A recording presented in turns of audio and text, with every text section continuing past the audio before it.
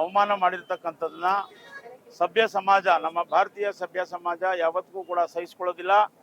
ಈ ಒಬ್ಬ ಧೀಮಂತ ನಾಯಕ, ಅದರಲ್ಲೂ ಶೋಷಿತ ಸಮಾಜದ ಒಬ್ಬ ಪ್ರತಿಧ್ವನಿಯಾಗಿ ಕೆಲಸ ಮಾಡ್ತಾ ಇರ್ತಕ್ಕಂಥ ಒಂದು ರಾಷ್ಟ್ರದ 130 ವರ್ಷಗಳ ಇತಿಹಾಸ ಇರ್ತಕ್ಕಂಥ ಒಂದು ರಾಷ್ಟ್ರೀಯ ಪಕ್ಷದ ಅಧ್ಯಕ್ಷರಾಗಿಂತವ್ರಿಗೇನೆ ಈ ರೀತಿ ಆದರೆ ಇನ್ನು ಸಾಮಾನ್ಯ ಶೋಷಿತರಿಗೆ ಎಷ್ಟರ ಮಟ್ಟಿಗೆ ತೊಂದರೆ ಕೊಡ್ತಾ ಇರ್ಬೋದು ಅಂತೇಳಿ ಈ ಒಂದು ಕೇಂದ್ರ ಸರ್ಕಾರ ಇದನ್ನ ಪ್ರೋತ್ಸಾಹ ಕೊಡ್ತಾ ಇದ್ರೆ ಮುಂದಿನ ದಿನಗಳಲ್ಲಿ ಕೇಂದ್ರ ಸರ್ಕಾರದ ವಿರುದ್ಧ ಅತ್ಯುಗ್ರವಾಗಿ ಹೋರಾಟ ಮಾಡಬೇಕಾಗ್ತದೆ.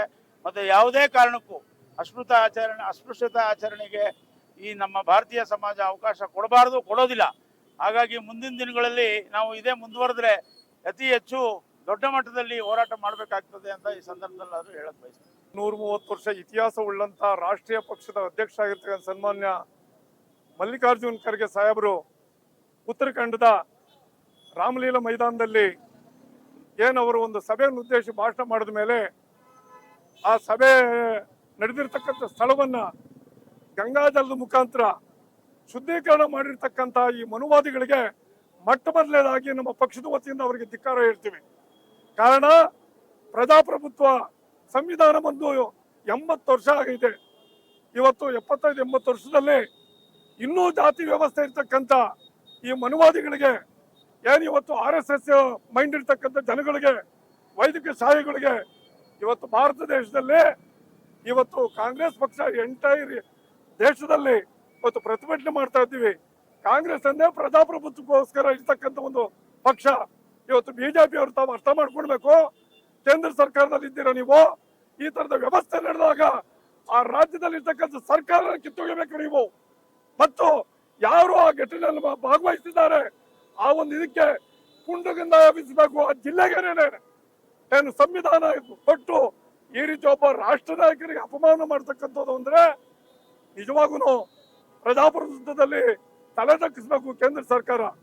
ಮತ್ತು ಅವ್ರಿಗೆ ಮಾನ ಮರ್ಯಾದೆ ಇದ್ರೆ ಕೂಡಲೇ ಯಾರು ಸಂಬಂಧಪಟ್ಟ ರಾಜ್ಯ ಸರ್ಕಾರ ನಡೆಸ್ತಾವ್ರೋ ಅವ್ರಿಗೆ ರಾಜೀನಾಮೆ ಕೇಳಬೇಕು. ಮತ್ತು ರಾಷ್ಟ್ರಪತಿಗಳಲ್ಲಿ ಮತ್ತು ರಾಜ್ಯಪಾಲರಲ್ಲಿ ನಾವು ಕೇಳ್ತಾ ಇದ್ದೀವಿ, ಮೊದಲು ಇವರಿಂದ ಏನು ರಾಜೀನಾಮೆಯನ್ನು ಕೇಳಿ ಆ ಸರ್ಕಾರವನ್ನು ವಜಾ ಮಾಡಿದ್ರೆ ಇಡೀ ಭಾರತ ದೇಶದಲ್ಲಿ ಪ್ರಜಾಪ್ರಭುತ್ವಕ್ಕೆ, ಸಂವಿಧಾನಕ್ಕೆ ಬೆಲೆ ಇರ್ತಕ್ಕಂಥ ವ್ಯವಸ್ಥೆ ಅಂತ ಏನು ಅರ್ಥ ಬರ್ತದೆ. ದಯಮಾಡಿ ನಾವು ಈ ಬೆಂಗಳೂರು ಗ್ರಾಮಾಂತರ ಜಿಲ್ಲೆನಲ್ಲಿ ದಕ್ಷಿಣ ಜಿಲ್ಲೆನಲ್ಲಿ ಏನು ನಮ್ಮ ಸರ್ಕಾರದ ವತಿಯಿಂದ ಮುಖ್ಯಮಂತ್ರಿಗಳು ವಿಧಾನಸಭೆ ಮತ್ತು ವಿಧಾನ ಪರಿಷತ್ತಲ್ಲಿ ಪ್ರತಿಭಟನೆ ಮಾಡಿ ಖಂಡನ ನಿರ್ಣಯವನ್ನು ಮಾಡಿದ್ದಾರೆ. ಇಡೀ ರಾಜ್ಯಾದ್ಯಂತ ನಾವು ಪ್ರತಿಭಟನೆ ಮಾಡ್ತಾ ಇದ್ದೀವಿ ಮತ್ತು ಅವರಿಗೆ ಧಿಕ್ಕಾರ ಹೇಳ್ತೀವಿ.